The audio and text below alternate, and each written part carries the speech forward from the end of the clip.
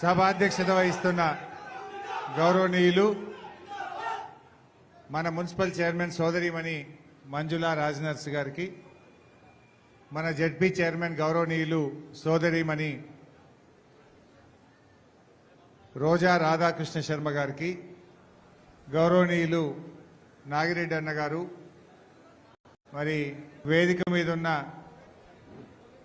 Senior నాయకులు, ఇక పేర్లు తీసుకుంటే చాలా మంది ఉన్నారు, ఎంపీపీలు, జెడ్పీటీసీలు, సీనియర్ నాయకులు, ప్రజాప్రతినిధులు, గౌరవ కౌన్సిలర్లు, గౌరవ సర్పంచులు, గౌరవ ఎంపీటీసీలు, గౌరవ కోఆపరేటివ్ చైర్మన్లు, మాజీ మార్కెట్ కమిటీ చైర్మన్లు, ముఖ్యంగా సిద్దిపేట నియోజకవర్గ ఉద్యమకారులందరికీ పేరు పేరున నమస్కారం తెలియజేస్తాం. మా సిద్దిపేట జర్నలిస్ట్ సోదరులకు కూడా నా హృదయపూర్వక నమస్కారం తెలియజేస్తా ఉన్నా. మా కళాకారుల కళాంజలి రాజేష్ ఆధ్వర్యంలో వచ్చిన మా కళాకారులకు ప్రత్యేకమైనటువంటి అభినందనలు, కృతజ్ఞతలు. మిత్రులారా, మరి బీఆర్ఎస్ పార్టీకి పుట్టిన ఇల్లు మన సిద్దిపేట, మన మెదక్ జిల్లా. మీరందరూ నిన్న మొన్న చూస్తా ఉన్నారు. ఉద్యమంలో మనందరం పోరాడి కానే కాదు రానే రాదన్న తెలంగాణ మన కేసీఆర్ తెచ్చిపెట్టిండు. కేసీఆర్ లేని తెలంగాణ ఉద్యమం ఉన్నదా? కేసీఆర్ లేకుండా తెలంగాణ రాష్ట్రాన్ని ఊహించగలుగుతామా? ఆనాడు రానే రాదన్న తెలంగాణను కేసీఆర్ పోరాడిండు, మనకు తెచ్చిపెట్టిండు. అప్పుడు కూడా తెలంగాణ ఉద్యమం చేసేటప్పుడు రాత్రికి రాత్రి కాంగ్రెస్ నాయకులు కేసీఆర్ చుట్టూండే నాయకులను ఎత్తుకుపోయింది. కరీంనగర్ జెడ్పీ చైర్మన్ రాజేశ్వరరావు గారు ఉంటే అప్పుడు మన సిద్దిపేట ఉప ఎన్నిక అవుతుంది, ఆయనను లావట్టుకొని వెళ్ళిపోయింది. పాపారావు అని ఒక ఎమ్మెల్యే ఉంటే ఆయనను తీసుకుపోయే ప్రయత్నం చేసింది. నేను ఒకటే చెప్తున్నా కాంగ్రెస్ వాళ్లకు, మీరు నాయకుల్ని కొనగలుగుతారేమో, నాయకులను బెదిరించి భయభ్రాంతులకు గురి చేసో ప్రలోభాలకు గురి చేసి తీసుకుపోతారేమో కానీ మా బీఆర్ఎస్ పార్టీ కార్యకర్తల్ని కొనలేరు, తెలంగాణ ప్రజల్ని కొనలేరు అనేటువంటి విషయాన్ని ఇవాళ గుర్తుపెట్టుకోవాల్సిన అవసరం ఉంది. ఈ సందర్భంగా ఒక విషయం కూడా చెప్పాలనుకుంటా ఉన్నా. ఏ నాయకులైతే ఇప్పుడు పార్టీ నుంచి పోతున్నారో రేపు భవిష్యత్తులో దండం పెట్టినా వాళ్ళని తిరిగి పార్టీలోకి తీసుకునే ప్రశ్నే లేదు. పార్టీకి ద్రోహం చేసినోడు ఇలా కన్న తల్లికి ద్రోహం చేసినట్టే. పార్టీ ద్వారా పదవులు పొంది, పార్టీ ద్వారా అవకాశాలు తీసుకొని పార్టీకి మోసం చేస్తే ఎప్పుడు కూడా వాళ్ళని క్షమించే ప్రశ్నే ఉండదని చెప్పి కూడా నేను మనకు చేస్తా ఉన్నా. మిత్రులారా, మనం ముఖ్యంగా సిద్దిపేట కార్యకర్తలం ఒక చరిత్ర ఉన్నది. తెలంగాణ ఉద్యమంలో ఎక్కడ పోరాటం ఉన్నా మనం పోని పోరాటం లేదు, ఎక్కడ ఉప ఎన్నిక ఉన్నా మనం పోని గడ్డ లేదు. ఇదే మెదక్ ఎంపీ ఎన్నిక గతంలో పెద్ద మెజార్టీనిచ్చి 3-4 కాన్స్టిట్యున్సీల మైనస్ ని కూడా కవర్ చేసి ఎంపీలను గెలిపించుకున్న చరిత్ర మన సిద్దిపేటకు ఉన్నది. ఇప్పుడు కూడా నేను దయచేసి మీతో కోరేది ఒక్కటే, ఇది మనకు పరీక్ష, ఇది మన ప్రతిష్ట. నేను దయచేసి కార్యకర్తలకు దండం పెట్టి కడుపులో తలబెట్టి కోరుతా ఉన్నా, నా ఎన్నిక కోసం మీరు ఎట్లా కష్టపడ్డారో వెంకట్రామరెడ్డి గారి కోసం కూడా అంతే కష్టపడి పనిచేయాలని చెప్పి నేను కోరుతా ఉన్నా. ఇది మన పార్టీ ప్రతిష్ట, మన సిద్దిపేట ప్రతిష్ట. ఇవాళ ఎవడే సిద్దిపేటలో పోటీ చేసేటోళ్ళు? సిద్దిపేట అభివృద్ధిని ఓర్వలేని వాళ్ళు, సిద్దిపేట అంటే గిట్టని వాళ్ళు, ఇవాళ మన అభివృద్ధిని అడ్డుకున్న వాళ్ళు, ఇవాళ వాళ్ళు వచ్చి మన గడ్డ మీద ఓటు అడిగే హక్కు వాళ్ళకు ఉన్నదా అని నేను అడుగుతా ఉన్నా. దయచేసి ఆలోచన చేయండి. కాంగ్రెస్ వాళ్ళు ఇలా మస్తు మాట్లాడుతుండ్రు. మొన్న ఎన్నికల్లో ఏం చెప్పిండ్రు? ఎన్ని హామీలు ఇచ్చిండ్రు? ఒక్క హామీ అన్న అమలైనాదే? ఒకసారి చూడండి కాంగ్రెస్ వాళ్ళ హామీలు. బాబు వీడియో పెట్టినానా? ఒక్క హామీ అమలు కాలే. 2 లక్షలు తెచ్చుకోండి, జనవరిలో డిసెంబర్ 9 నాడు నేను రాగానే మాఫీ చేస్తా. ఇవాళ చంద్రశేఖర్ రావు ఏమనుకుంటున్నా అంటే రుణమాఫీ చేసిన ఓట్లు నాకు పడతాయని. నేనేం చెప్తున్నా అంటే రుణమాఫీ అయిన వాళ్ళు అందరూ ఎంబడి పోయి మళ్ళీ 2 లక్షల రుణం తెచ్చుకోరి, డిసెంబర్ 9 నాడు నేను అవి మాఫీ చేస్తా. కాబట్టి రైతులందరికీ నేను విజ్ఞప్తి చేస్తున్నా. ఎమ్మడే పోయి బ్యాంకుకు పోయి లోన్లు తెచ్చుకోరి, వచ్చిన ఎమ్మడే నేను రుణమాఫీ చేస్తా. ఓకే, ఏమన్నాడు? డిసెంబర్ 9వ తారీఖు నాడే 2 లక్షల రుణమాఫీ చేస్తా అన్నాడు. అయినా అదెవరికన్నా? అయినా అదే ఇక కుల్లం కుల్లా 2 లక్షల రుణమాఫీ అయినోడు కాంగ్రెస్ పార్టీ కోటైంది, కానోళ్ళందరూ కారు గుర్తు కోటైంది. అంతే కదా? ఇక నెక్స్ట్ చేసిన వాళ్ళందరూ నేను Next విజ్ఞప్తి చేస్తాను. భయ్. ఎమ్మడే బ్యాంకు పోయి 2 ఇంకోటి లక్షలు పెట్టరా భయ్? మళ్ళీ అదే పెట్టిండు. డిసెంబర్ అత్యధికంగా రైతులు పండిస్తున్న పంట వరి ధాన్యం. ఇవాళ వరికి కనీస మద్దతు ధర 1960 రూపాయలు ఉంది. కానీ కేసీఆర్ చేతిలో రైతులు మోసానికి గురై ఇవాళ దళారులు మిల్లర్లు 1200కు 1400కు కొంటున్నారు. కాబట్టి 1960 రూపాయలు ఉన్న వరి కనీస మద్దతు ధరకు మించి 2500తో ఓట్లు కొనే బాధ్యత. ఏమన్నాడు? వడ్లకు 500 బోనస్ ఇస్తా అన్నాడా?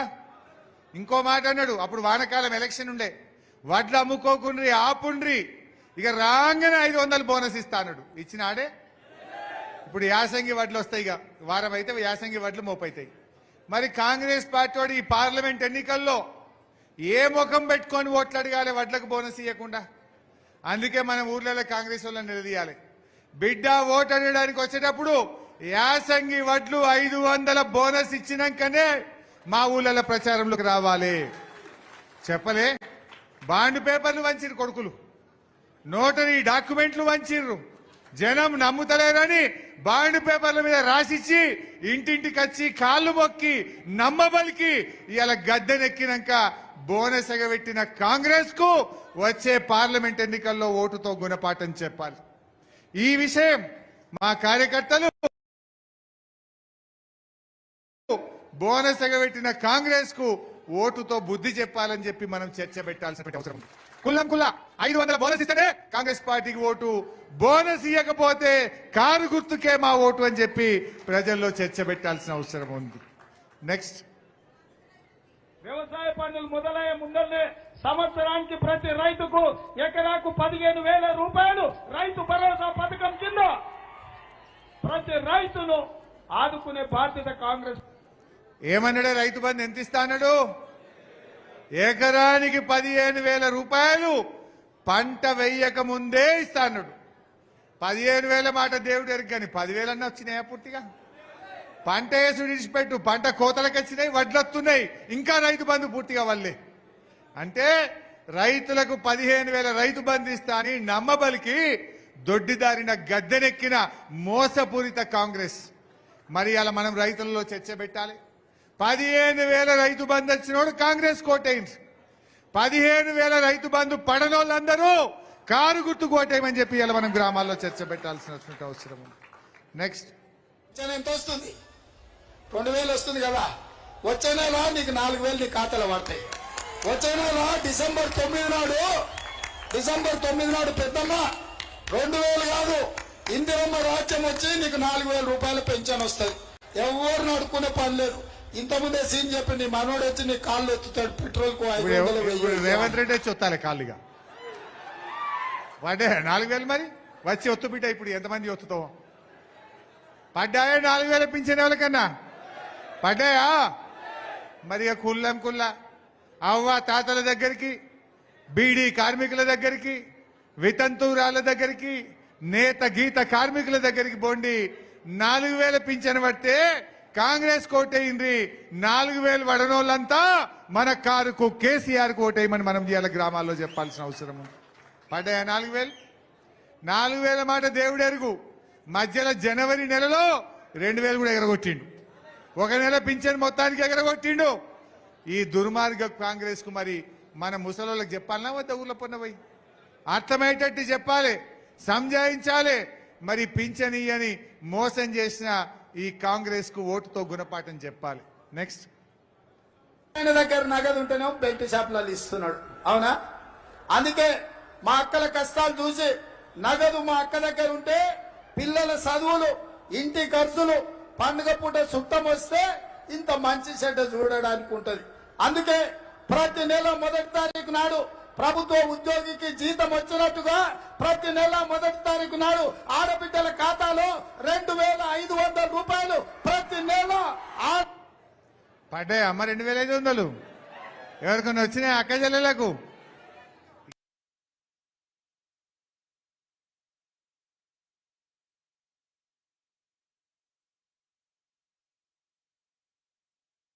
ఈ 2,500 ఇస్తా అని మహిళల ఓట్లు వేసుకొని దొడ్డిదారిని అధికారంలోకి వచ్చిండు. ఏం చెప్పిండ్రు? 100 రోజుల్లో ఇవి అమలు చేసి తీర్థం.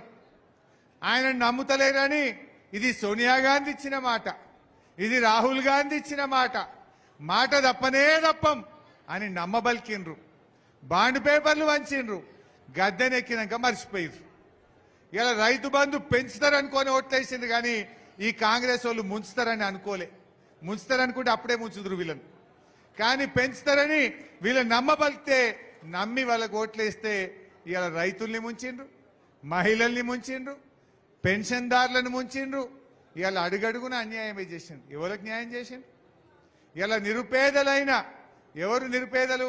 42,80,000 మంది ఆసరా పెన్షన్దారులు. 42,80,000 ఆసరా పెన్షన్దారులను 4,000 ఇస్తామని మోసం చేసింది కాంగ్రెస్ కాదా? 65 లక్షల మంది రైతులకు 15,000 రైతు బంధు ఇస్తాం, మీకు 500 వడ్లకు బోనస్ ఇస్తాం, 24 గంటల కరెంట్ ఇస్తాం, వ్యవసాయ కూలీలకు 12,000 ఇస్తాం, కౌలు రైతులకు 15,000 ఇస్తామని రైతుల్ని మోసం చేసింది కాంగ్రెస్ పార్టీ కాదా? ఆడబిడ్డలు 18 ఏళ్లు నిండిన ఆడబిడ్డలందరికీ నెల 2,500 ఇస్తామని ఆడబిడ్డల్ని మోసం చేసింది కాంగ్రెస్ పార్టీ కాదా? మన కేసీఆర్ మాట అంటే మాట. కళ్యాణ లక్ష్మికి 1,00,000 రూపాయలు ఇస్తా అంటే ప్రతి పేదింటి ఆడపిల్లకు 1,00,000 రూపాయలు ఇచ్చిండు. రైతు బంధు 10,000 ఇస్తా అంటే కరోనా లాంటి కష్టకాలంలో కూడా సకాలంలో రైతు బంధు ఇచ్చిండు మన కేసీఆర్. 200 ఉన్న పెన్షన్ ను 2,000 చేస్తా అంటే 2,000 ఇచ్చి చూపించిండు మన కేసీఆర్. బీడీలు చేసే అక్క చెల్లెలకు ఆసరా పెన్షన్ ఇస్తా అంటే దేశంలో ఎక్కడ లేని విధంగా ఆసరా పెన్షన్ ఇచ్చిండు మన కేసీఆర్. ఇది మనది. కానీ ఇవాళ కాంగ్రెస్ పార్టీ అడుగడుగున మోసం చేసింది. దయచేసి మా అన్నదమ్ముళ్ళు, మా కార్యకర్తలు మనం గట్టిగా ఈ కాంగ్రెస్ మోసాలను ఎండగడదాం. వచ్చే ఎన్నికల్లో వెంకట్రామరెడ్డి గారికి నాకు వచ్చినంత మెజార్టీ ఇవ్వాల్సిన బాధ్యత మనందరిది. నెక్స్ట్ బాబు, సిద్దిపేట మీద ఈర్ష. ఈడొగైన రఘునందన్ రావు అని బీజేపీ ఆయన పోటీ చేస్తుండు. మన సిద్దిపేట అంటే ఆయన కండ్ల మంట. ఏం మాట్లాడిండో ఒక్కసారి చూడండి. హరీష్ రావు గారి మీద ఎక్కువ ఆశ పెట్టుకున్నట్టుంది బీజేపీ తెలంగాణ రాష్ట్రంలో. లేదు, ఆయన చాలా డెడికేషన్ తో డిసిప్లిన్ తోటి ఈ రోజు రాష్ట్ర ప్రభుత్వంలో మంత్రిగా పనిచేస్తా ఉన్నారు. డెడికేషన్ తో డిసిప్లిన్ తోటి ఈ రోజు రాష్ట్ర ప్రభుత్వంలో మంత్రిగా పనిచేస్తా ఉన్నారు. ఆయనను మనం చెడ్డ పేరు తీసుకురావడం మంచిది కాదు. ముఖ్యమంత్రి సొంత నియోజకవర్గమైనటువంటి వాళ్ళ అల్లుడు ప్రాతినిధ్యం వహిస్తున్నటువంటి సిద్దిపేట ఉంటుంది. నియోజకవర్గం అయిపోగానే కేక్ కట్ చేసినట్టు, గీత పెట్టినట్టు అక్కడ దాకా నున్నగా ఉంటుంది రోడ్డు. పాలిటెక్నిక్ కాలేజీ ఇరుకోడు గుట్టలో పెట్టుకున్నాడు. ఆయన ఎవరు పెట్టుకున్నాడు? ఇరుకోడు గుట్టలో పెట్టుకున్నాడు. మొత్తం 2.5 కోట్లు కేంద్రం సబ్సిడీ ఇస్తే 1 కోటి రూపాయలు సిద్దిపేట తీసుకుపోతారు. 50 లక్షలు వస్తే 50 లక్షలు హరీష్ అన్న సిద్దిపేటకే ఉంచబోతాడు. ఇవాళ రుణమాఫీ చేసిన వాళ్ళందరినీ నేను విజ్ఞప్తి చేస్తున్నా. ఎంబడే బ్యాంకు పోయి 2 లక్షలు తెచ్చుకోండి. జనవరిలో డిసెంబర్ 9 ఏమే చేశానా? గది పెట్టమంటే గిది పెడుతున్నామేంది? సరే, అయితే కాంగ్రెస్ వాళ్ళు పెట్టవా? కలిపి మాట్లాడినా. ఇప్పుడు రఘునందన్ ఏం మాట్లాడినో మీరు విన్నారు. సిద్దిపేటనే అభివృద్ధి.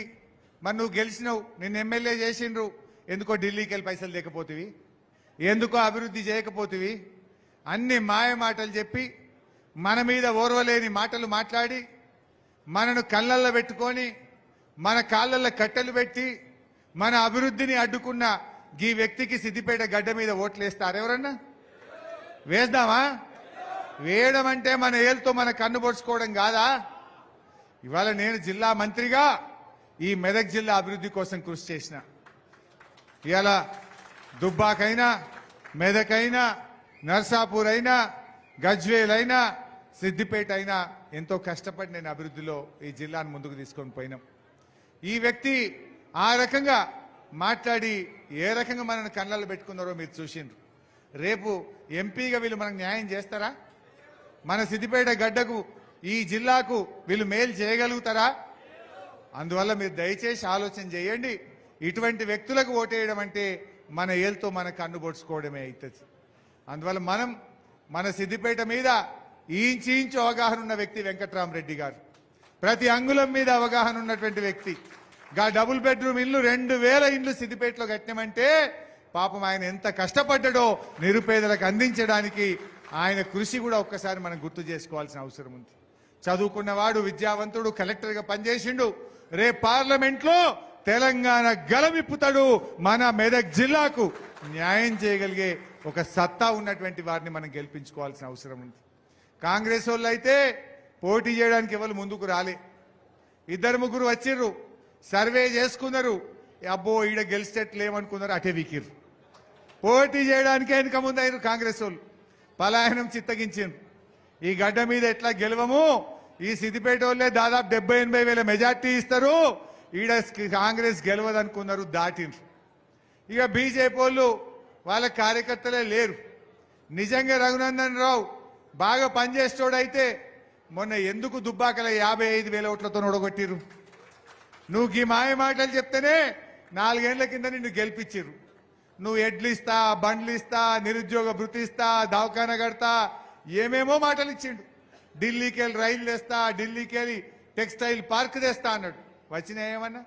జనం 4 ఏళ్లు చూసిండ్రు. అరే ఏమి రాలేదనుకున్నారు. 54,000 ఓట్లతోని మన కొత్త ప్రభాకర్ రెడ్డి గారిని గెలిపించింది. నువ్వు నిజంగా మంచిగా పనిచేస్తే, నువ్వు నిజంగా ఇచ్చిన మాట మీద నిలబడితే నిన్ను మొన్న దుబ్బాకల్నే గెలిపిద్దరు కదా. మరి నువ్వు దుబ్బాకల్నే గెలవలేదు, రేపు మెదక్ ఎంపీగా ఎట్లా గెలుస్తావని చెప్పి నేను ఈరోజు అడుగుతా ఉన్నా. అందువల్ల ఈ జూటా మాటల కాంగ్రెస్ బీజేపీలను నమ్మితే మనం మోసపోతాం. అధికారాన్ని అడ్డం పెట్టుకొని అక్రమంగా కేసులు పెట్టి ఇలా వీళ్ళు రాజకీయాలు చేస్తూ ఉన్నారు. ఇలా ఢిల్లీ ముఖ్యమంత్రి కేజ్రీవాల్ మీద కేసు పెట్టిండ్రు, కేరళ ముఖ్యమంత్రి గారి బిడ్డ మీద కేసు పెట్టిండ్రు, మన కేసీఆర్ గారి బిడ్డ కవిత మీద కేసు పెట్టిండ్రు. ఇలా కాంగ్రెస్ వాళ్ళ మీదనో ప్రతిపక్ష నాయకుల మీదనో ఈ బీజేపీ వాళ్ళు కేసులు పెడతారు. కానీ ఒక్క కేసన్నా ఈ దేశంలో బీజేపీ నాయకుల మీద అయిందా?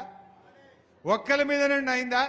అంటే ప్రతిపక్షాల మీద కుట్ర చేస్తూ, బలహీనపరుస్తూ, వేధిస్తూ రాజకీయంగా వాళ్ళు గెలవాలనేటువంటి ప్రయత్నం చేస్తున్నారు. మరి కాంగ్రెస్ నిజస్వరూపం కూడా చూసినాం మనం. ఎన్ని హామీలు ఇచ్చిండ్రు? 100 రోజుల్లో 6 గ్యారంటీలు, 13 హామీలు అమలు చేస్తామన్నారు. రైతులకు ఇచ్చింది ఒక్కటన్నా అయినాదే? రైతులకు 6 హామీలు ఇచ్చిండ్రు. 15,000 రైతు బంధు మోసం, 2 లక్షల రుణమాఫీ దగా, 500 బోనస్ మహామోసం, 24 గంటల కరెంటు మహాదగా, కౌలు రైతులకు 15,000 మోసం, వ్యవసాయ కూలీలు 12,000 మోసం. ఒక్కటన్నైందా? కరెంటు కేసీఆర్ ఉండంగా మోటార్లు కాలినాయే ఊర్లల్లా? ఇప్పుడు కాల్తలేవు. ప్రతి రైతుకు పంట మీద 2 సార్లు మోటార్ కాలుతా ఉంది ఈరోజు. మళ్ళా ఊర్ల పొన్న బోరు బండ్లు వచ్చినాయి, మళ్ళా క్రేన్లు వచ్చినాయి. పోయిన 5 ఏళ్లలో ఎక్కడన్నా సిద్దిపేటలో బోరు బండి కనబడ్డా? అదే ఊర్ల పొన్న క్రేన్లు కనబడ్డాయే. కాంగ్రెస్ వచ్చింది, కరువు వచ్చింది. కాంగ్రెస్ వాళ్ళు వచ్చిండ్రు, మళ్ళీ మోటార్లు కాలుతున్నాయి.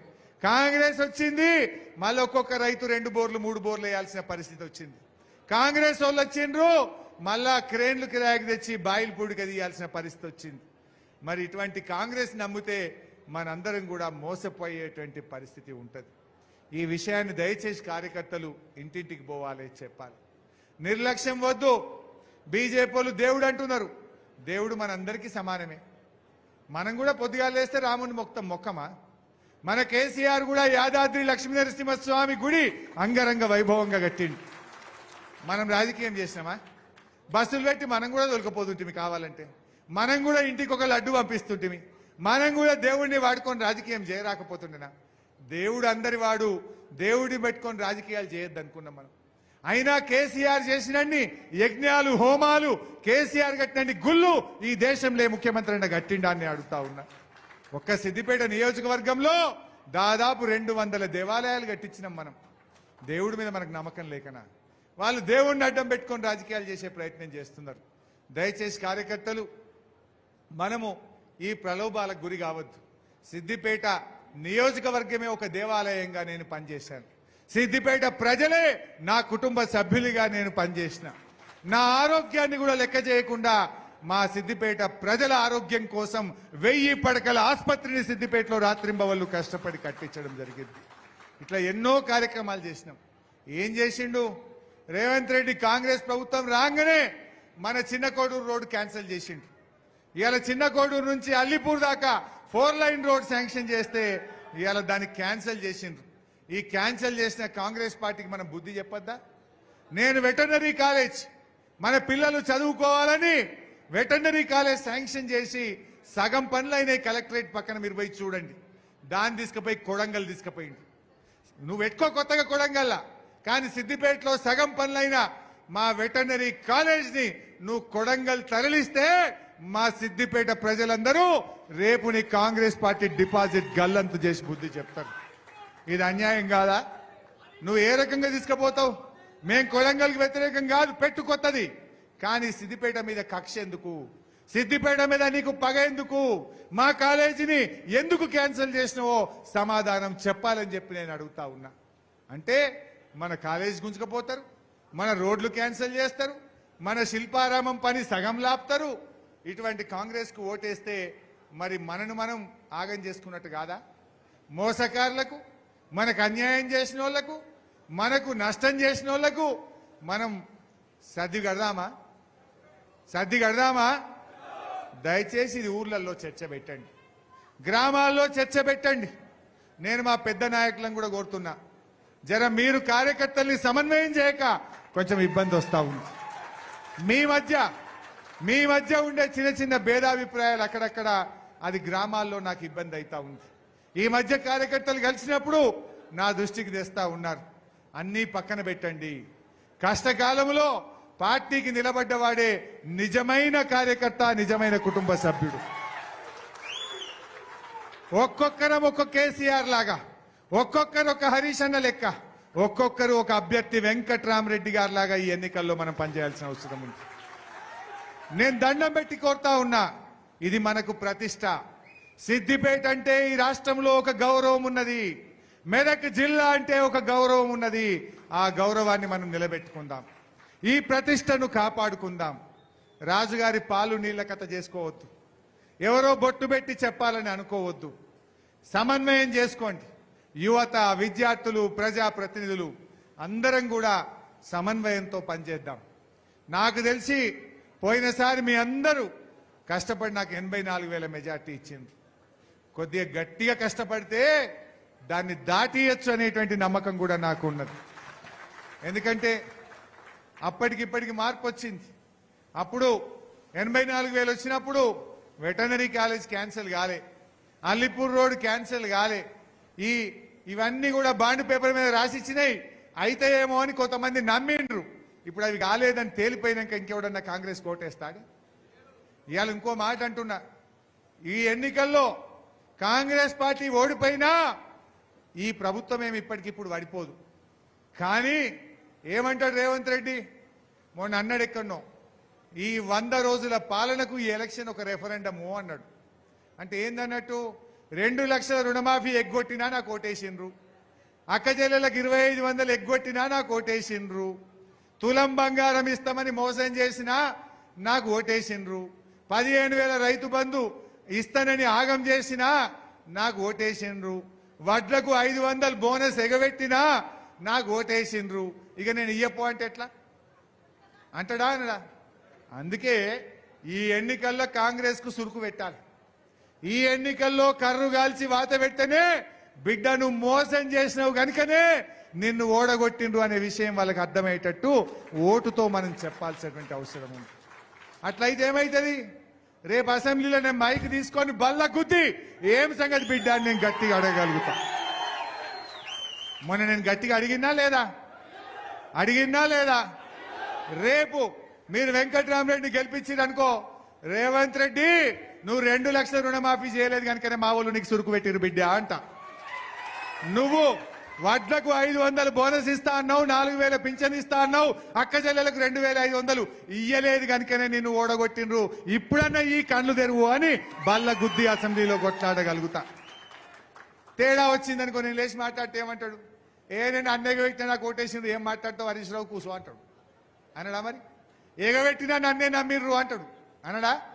అందువల్ల మనం ఈ విషయం ప్రజలకు చెప్పాలి, ప్రజలను చైతన్యపరచాలి. ప్రతి కార్యకర్త ప్రజల దగ్గరికి పోయి అర్థమయ్యేటట్టు చెప్పండి. మీ ఫోన్లలో పంపిస్తా ఇవన్నీ. ఒక ఇంటికి పోండి, పెద్ద లొల్లొద్దు, ఆర్భాటం వద్దు. అక్క ఉందనుకో, చెల్లె చూపి 2500 అన్నాడు, పడ్డాయా చెల్లె అను, పడలేదా గుద్దు కారుకు పడతాయని చెప్పాలి. రైతు కనబడ్డాడనుకో, అన్న వడ్లకు బోనస్ వచ్చిందా, రాలే, గుద్దు కారుకు మా హరీష్ అన్న పోయి అసెంబ్లీలో బల్ల గుద్దుతాడు అని చెప్పాలి. ఈ విషయం అందరికి మంచిగా ఇంటింటికి పోయి సముదాయించి చెప్పుంటారు. బీజేపీ వాళ్ళు ఏమిచ్చిర్రే? 16 లక్షలు నల్లధనాలు తెచ్చి ప్రతి అకౌంట్లో వేస్తామన్నారు, వేసిండ్రా? ఢిల్లీలో రైతులు పోతే ఇలా 100 మంది రైతుల్ని పొట్టన పెట్టుకున్న చరిత్ర ఇలా నల్ల చట్టాలు తెచ్చి బీజేపీ చరిత్ర. ఎవరికి మేలు చేసినారు? అందువల్ల ఈ బీజేపీ కాంగ్రెస్లు కాదు, మన తెలంగాణ తెచ్చినటువంటి తెలంగాణ గొంతుక, తెలంగాణకు ఆత్మగౌరవ ప్రతీక మన బీఆర్ఎస్ పార్టీని మనం గెలిపించుకోవాల్సినటువంటి అవసరం ఉంది. అందువల్ల మన ప్రత్యేకతను మనం కాపాడుకుందాం. దయచేసి మా అన్నదమ్ములు, మా అక్క చెల్లెళ్ళు ఏదైనా చిన్న చిన్న కోపతాపాలు ఉన్నా జర పక్కకు పెట్టుండ్రి. మన తల్లి లాంటి బీఆర్ఎస్ పార్టీని, తండ్రి లాంటి కేసీఆర్ కు ఇది అండగా ఉండాల్సినటువంటి సమయం. ఈ సమయంలో మనందరం కూడా గట్టిగా నిలబడి మళ్ళీ మన సత్తా మనం చాటాలి. దొంగలు కొంతమంది పోవచ్చు పార్టీలకు వెళ్ళి, వాళ్ళకి మనం బుద్ధి చెప్పాలి. గట్టిగా నిలబడాలి. మనం వ్యక్తులు కాదు, వ్యవస్థ ముఖ్యం, బీఆర్ఎస్ పార్టీ ముఖ్యం. ఈ బీఆర్ఎస్ పార్టీ ఉన్నది కనుకనే ఇవాళ తెలంగాణ వచ్చిందనే విషయం మనం గట్టిగా తీసుకుపోవాల్సినటువంటి అవసరం ఉంది. ఇవాళ రేవంత్ రెడ్డి ఏందో మాట్లాడతాడు, పేగులు మెడలు వేసుకుంటా అంటాడు. నువ్వు పేగులు మెడలు వేసుకుంటే ఎవరికి కావాలన్నాయా? పేదోళ్ళకు పనిచేయి. నువ్వు ముఖ్యమంత్రి అయినావు, పేదోళ్లకు 4000 పింఛన్ ఇచ్చి మాట్లాడు, పేదోళ్లకు 2500 ఇచ్చి మాట్లాడు. నువ్వు పేగులు మెడలు వేసుకోండి, మాకెందుకు?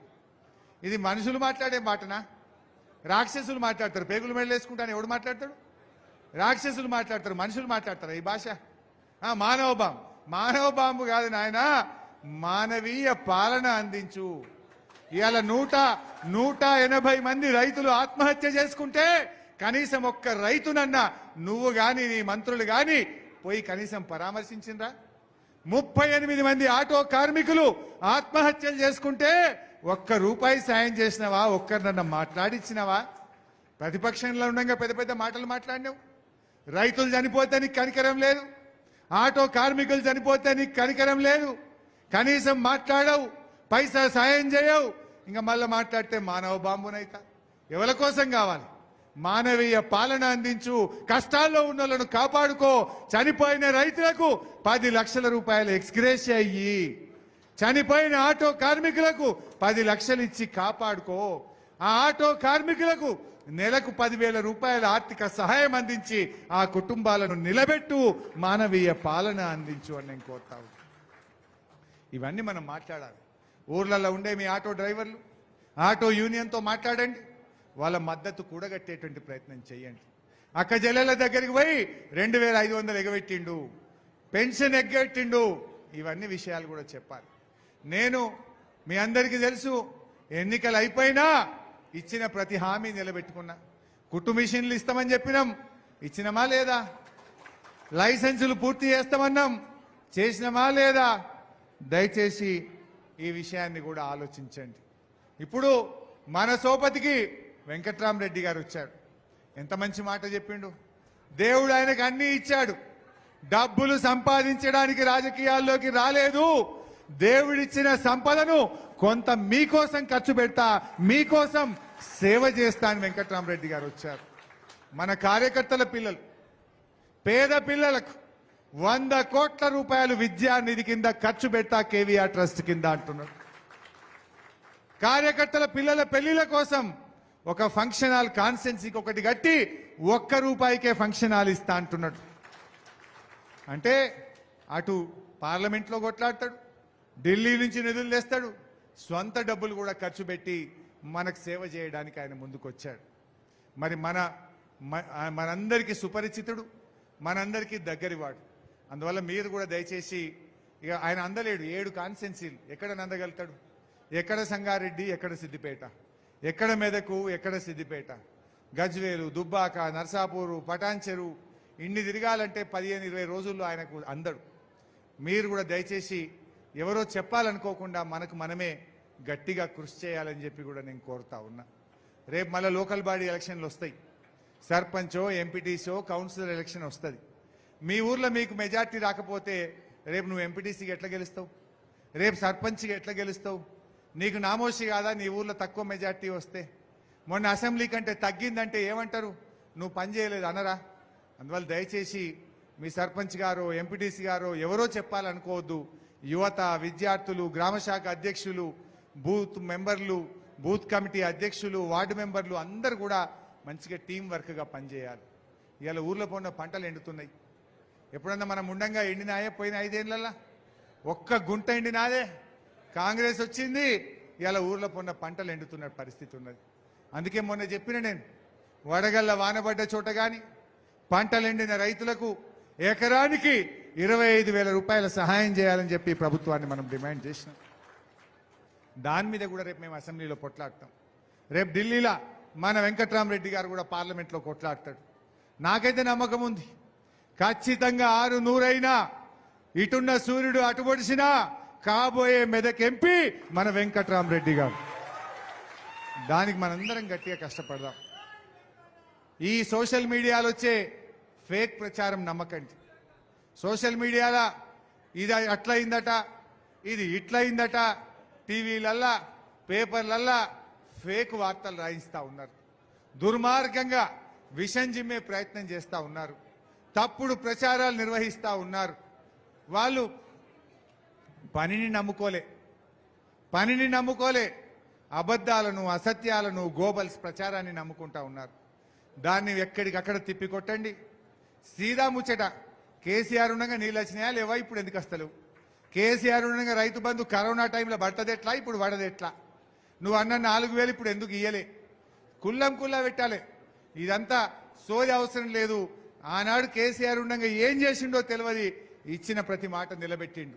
మంచినీళ్ళు ఇచ్చిండు, కాలువ నీళ్ళు ఇచ్చిండు, కరెంట్ ఇచ్చిండు, రైతు బంధు ఇచ్చిండు, రైతు బీమా ఇచ్చిండు, ఆసర పెన్షన్ ఇచ్చిండు, కళ్యాణ లక్ష్మి ఇచ్చిండు, కేసీఆర్ కిట్ ఇచ్చిండు. ఇయ్యలేదా కేసీఆర్? ఇప్పుడు ఎందుకు కేసీఆర్ కిట్ మాయమైంది? ఎందుకు కేసీఆర్ న్యూట్రిషన్ కిట్ మాయమైంది? ఒక్కటొక్కటిగా బంద్ అవుతున్నాయి. రేపు పార్లమెంట్ ఎన్నికల్లో తప్పిపోయి గిట్ట కాంగ్రెస్ పార్టీ ఎక్కువ సీట్లు గెలిచిందనుకో, రేపు అన్ని మాయం చేస్తారు.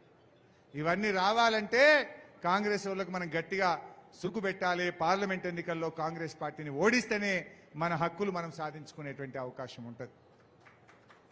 వెంకట్రామరెడ్డి గారు చాలా మంచి మనిషి. నేను ఎక్కువ పోను కానీ ఇవ్వాలంటే ఆయన రాజకీయాల్లోకి వచ్చిండు. ఇంతకుముందు సంగారెడ్డిలో అడిషనల్ కలెక్టర్ ఉన్నప్పుడు దుబ్బాక నుంచి ఒక చేనేత కార్మికులు, 2 ఆడపిల్లలు, తల్లి తండ్రి చనిపోయినరు, మేమిద్దరం అనాథలమని సంగారెడ్డిలో ఎప్పుడో 10 ఏళ్ల కింద ఆయన జాయింట్ కలెక్టర్ ఉన్నప్పుడు పోతే ఆ 2 ఆడపిల్లల్ని దత్తత తీసుకొని ఆ పిల్లల్ని చదివించి ఆ పిల్లలకు ఉద్యోగం వచ్చేటట్టు చేసి ఇవాళ దగ్గరుండి ఆ పిల్లల పెళ్లిళ్ళు చేస్తూ ఉన్నారు. మన సిద్దిపేటలో కూడా ఒక అమ్మాయి డాక్టర్లో సీట్ వస్తే వాళ్ళ తండ్రి రైస్ మిల్లో హమాలీ కార్మికుడు. కరీంనగర్ ప్రతిమా మెడికల్ కాలేజీలో సీట్ వస్తే నా దగ్గర ఫీజు కట్టడానికి డబ్బులు లేవని అమ్మాయి పోయి వెంకట్రామరెడ్డిని కలిస్తే తను సొంత డబ్బులు పెట్టి ఆ అమ్మాయిని చదివించాడు. ఇంకా గమ్మత్ ఏంటంటే ఆ తండ్రి పోయి తనను కలిసిండట. నా పెద్ద బిడ్డని చదివించినావు, చిన్న బిడ్డ కూడా డాక్టర్ అయితా అంటుంది, మరి దానికి కూడా సీట్ వస్తే చదివిపిస్తావా అన్నాడట. చదివిపిస్తా పోన్నాడు వెంకట్రామరెడ్డి గారు. ఆ పిల్ల అదృష్టం మళ్ళీ ఆమె కూడా పరీక్ష రాసింది, అదే ప్రతిమా మెడికల్ కాలేజీలో సీటు తెచ్చింది. ఇలా 2వ అమ్మాయిని కూడా చదివిస్తున్నాడు. నేను ఇది ఉత్త కథ చెప్తలేను, ఎక్కడి ముచ్చటనో చెప్తలేను. ఇది సిద్దిపేట పట్టణంలో ఒక హమాలీ కార్మికుడి 2 పిల్లల్ని ఆయన దత్తత తీసుకొని చదివిస్తున్న ముచ్చట చెప్తా ఉన్నా. ఇంకా చాలా ఉన్నాయి. అన్నం ఉడికిందా లేదా అని చెప్పడానికి ఒక మెతుకు ముట్టుకుంటే చాలన్నట్టు ఆయన మంచి మనసుకు ఆ ఆడపిల్లలను దత్తత తీసుకొని చదివించింది ఒక ఉదాహరణగా నేను మీకు చెప్పే ప్రయత్నం చేస్తా ఉన్నా. అంటే ఆ పిల్లల్ని కూడా ఇంటికి తీసుకుపోయిండు హైదరాబాద్లో. వాళ్ళ బిడ్డకు, కొడుకు, భార్యకు పరిచయం చేసి వాళ్ళందరూ కూర్చొని భోజనం చేయించి బర్త్డే రోజు ఆ పిల్లల్ని ఇంట్లో కేక్ కట్ చేసి బట్టలు పెట్టించి తోలిచ్చాడు. అంటే తానే కాదు తన కుటుంబ సభ్యులు కూడా అంత మంచి మానవతమైన దృక్పథం ఉన్నటువంటి కుటుంబం మన వెంకట్రామరెడ్డి గారి కుటుంబం. అందువల్ల నిజంగా నా దృష్టిలో ఆయన ఎంపీ అభ్యర్థిగా మనకు దొరకడమే ఒక అదృష్టంగా నేను చెప్తా ఉన్నాను. ఇంకెవరైనా రావచ్చు, ఎంపీ అవుతారు, కానీ మనసు ఉండాలి కదా, డబ్బులు ఉండడం కాదు కదా. 100 కోట్ల విద్యా నిధి పెట్టి మా కార్యకర్తల్ని పేద పిల్లల్ని చదివిపిస్తానే నాయకుడు అంత మనసున్నోడు దొరుకుతాడా మనకు? 9 నెలల కాన్స్టెన్సీకో ఫంక్షన్ హాల్ కడతానే నాయకుడు దొరుకుతాడా? అంత మంచి అభ్యర్థి మనకు దొరికినందుకు మనం పూలల పెట్టి కాపాడుకోవాలి. మనం ఆయనను గెలిపించుకునే బాధ్యత ఇవాళ మన మీదనే ఉన్నది అని చెప్పి నేను మనవి చేస్తా ఉన్నా. రేపు అందరికీ కష్ట సుఖాల్లో నాకు తోడుగా తానుంటాడు, నాకు కూడా బలం పెరుగుతుంది, ఇంకా కొంచెం గట్టిగా నేను మిమ్మల్ని కాపాడుకోగలుగుతా. అందువల్ల దయచేసి మీరు అందరు కూడా మంచిగా మా అక్క చెల్లెళ్ళు అన్నదమ్ముళ్ళు అందరూ కూడా మంచిగా పనిచేయండి. ఈ మోసం చేసిన కాంగ్రెస్కు, మన సిద్దిపేటను కళ్ళల్లో పెట్టుకున్న ఈ కాంగ్రెస్ వాళ్ళకు, బీజేపీ వాళ్ళకు ఓటుతో గుణపాఠం చెప్పాలని మీ అందరినీ కోరుకుంటూ జై తెలంగాణ, జై తెలంగాణ.